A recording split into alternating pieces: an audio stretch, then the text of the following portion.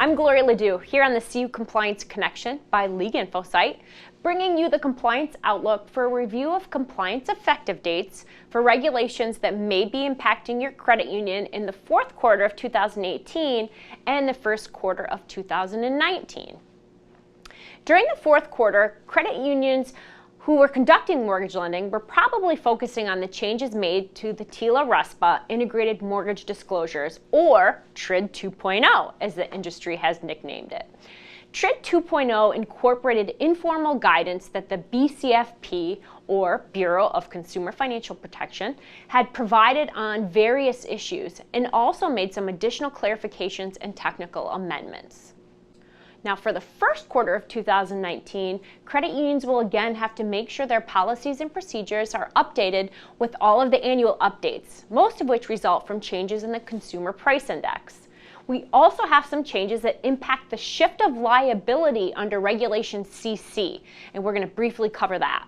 And finally, for some regulatory relief, we wanted to draw attention to the delay of the NCUA's risk-based capital rule that was scheduled to become effective on January 1st, 2019.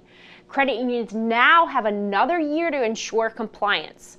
Some additional relief also came through that supplemental final rule, which raised the asset threshold for a complex credit union from $100 million to $500 million, which should exempt even more credit unions.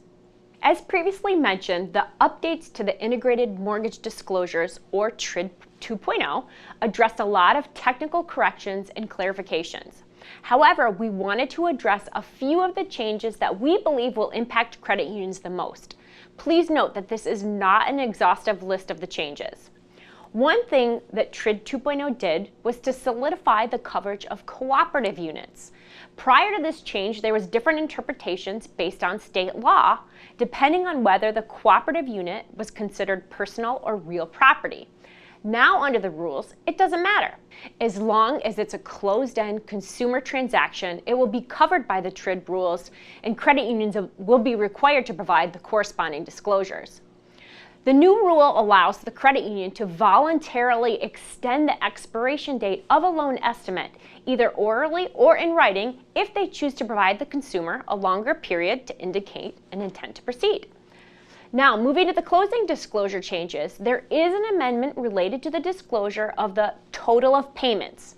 Now, there is a new tolerance requirement that mirrors the tolerances that are currently in effect and applicable for finance charges.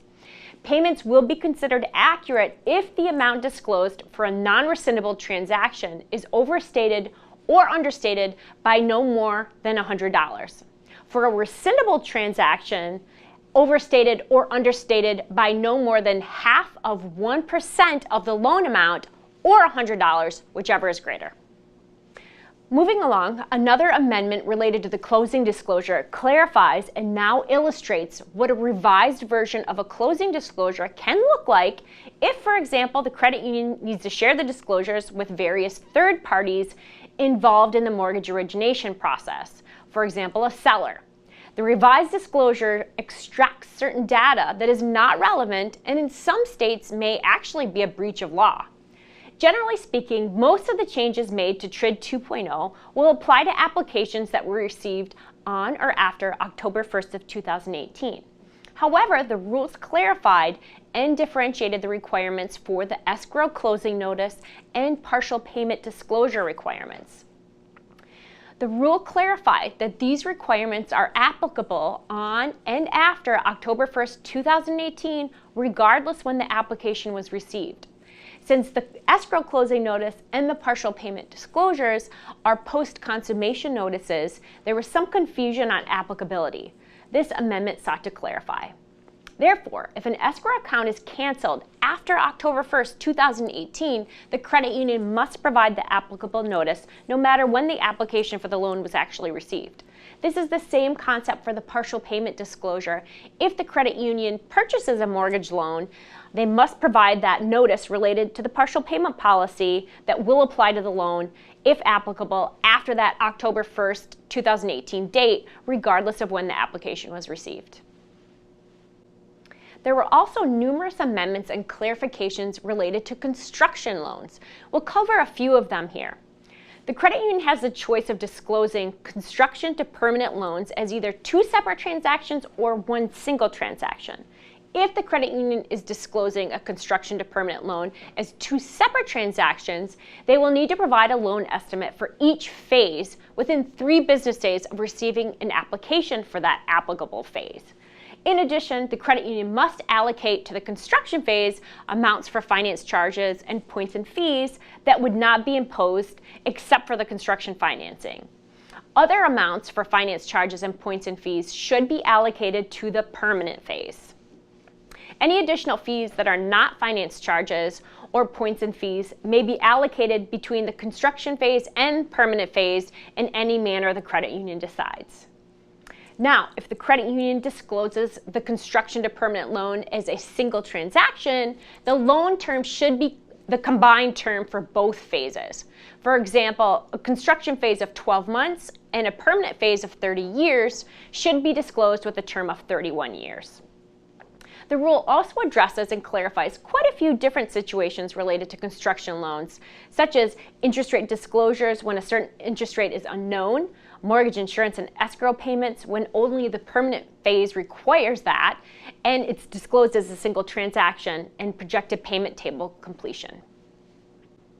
This particular amendment is designed to fix the industry-coined black hole related to TRID and to provide credit unions with more flexibility when there are changes after the closing disclosure has been provided to the borrower, but prior to consummation. Prior to this amendment, TRID did not allow credit unions to use a closing disclosure to reflect revised costs if there were more than 4 business days between the time the revised disclosures are required to be provided and consummation. This resulted in situations where the credit union ended up covering a higher fee as opposed to the borrower being required to pay the fee. Now, as an example, and as clarified in the amended regulation, if consummation is scheduled for Thursday, June 4th, and the credit union hand delivers the closing disclosure on Monday, June 1st, then on Tuesday, June 2nd, the borrower requests a change to the loan that would result in revised disclosures but not warrant a new waiting period. The credit union is required to provide corrected disclosures reflecting any changed terms to the borrower so that they receive a corrected disclosure at or before consummation. The credit union can comply with this by hand delivering the revised closing disclosure reflecting the change now on Thursday, June 4th. The last thing we wanted to cover under TRID 2.0 refers to settlement services and providers.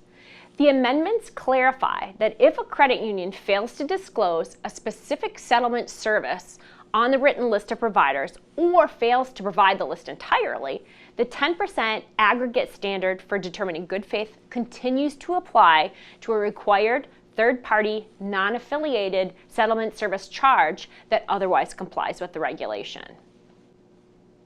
All right, let's move and dive into 2019 with our annual threshold changes. Remember, as we discuss every year, credit unions should make sure that their respective policies, procedures, and lending platforms or systems are up to date with these new thresholds that become effective on January 1st of every year. The Home Ownership and Equity Protection Act, or HOEPA, governs high-cost mortgage requirements. If the credit union is originating a mortgage that is considered high cost, there are specific disclosure requirements, certain restrictions on transaction terms, fees, and practices, specific ability to repay requirements, and home ownership counseling obligations. Therefore, it is critical for the credit union to identify if a mortgage loan will be considered high cost. As with many of the BCFP's regulations, certain thresholds adjust each year in accordance with the Consumer Price Index for all urban consumers.